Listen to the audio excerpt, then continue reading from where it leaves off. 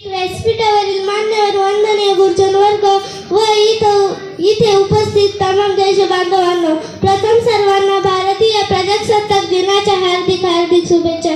मित्रहो, आज 26 जानेवारी आपण भारताचा 76वा प्रजासत्ताक दिन साजरा करण्यासाठी एकत्र जमलेलो आहोत। आपला भारत 15 ऑगस्ट 1947 रोजी इंग्रजांच्या गुलामगिरीतून मुक्त झाला। भारताचा राज्यकारभार सुरळीतपणे चालावा म्हणून 26 जानेवारी 1950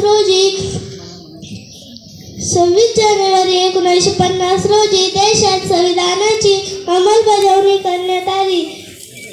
देशाचे संविधान हे जगातील सर्वात मोठे लिखित संविधान आहे।